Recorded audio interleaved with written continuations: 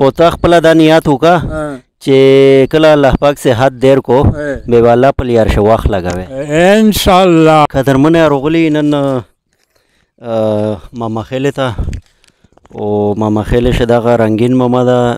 دای چونکه مریض ده د کینسر مریض ده او د یو بچی دو مش مخشه دی نه پروګرام کړو یو بچی دو هغه س ګرده شکونه د خلش کې غړ غونډه کونه ده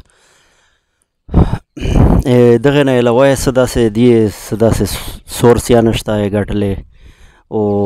بیماری دی مطلب د څه طریقې نشته د علاج معالجه یا د زندگی ته راولې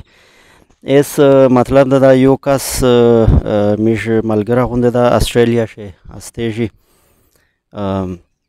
نو ایک دا پیسې او تر لجلی دی 53135 روپیا لجلی دی وتا استرالیا نه دا روغلی د پیسې دا چې میجو غنی چې دا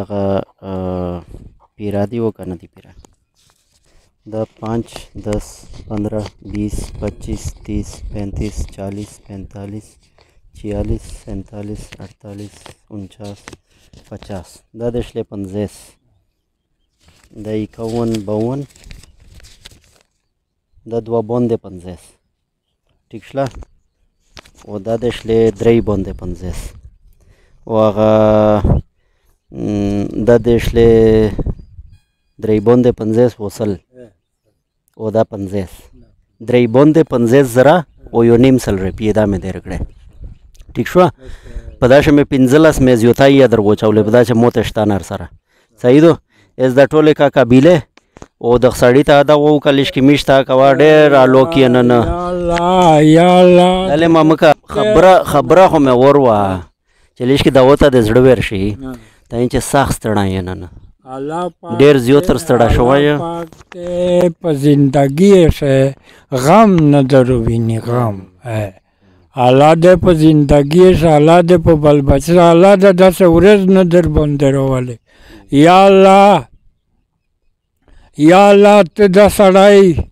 چې د غریبانو خدمت کوي یا الله ته دا داسې خوشحاله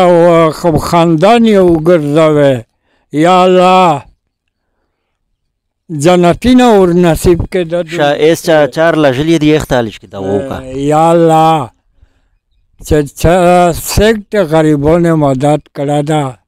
وایسا مې مدد کړه دا یا الله نه مې په سترګې لیدله ده نه مې کتله ده یا الله ته په ځان ښېګړه نه پرېږدوې یا الله چې په کوم مصیبت سې قدمونه یې سکولونه وي یا الله ډاکټران یې وګرځوې سی یې وګرځوې ډاکټران یې وګرځوې کمپیوټران یې وګرځوې یا الله تکلیفات یې نه وساتې یا الله د پردیس یې پرېږه تېر کړې شاه مامکه داسې وکړه چې میش واده ورته کوي چې الله دا صحت دیر کو او تا خپله دا نیت وکړه چې کله الله پاک صحت دیر کو به والا په لیار شو وخت لګوي انشاءالله انشاءالله بس دا نیت وکړه انشاءالله الله پاک به درېږي امین امین صحیح شو کې شو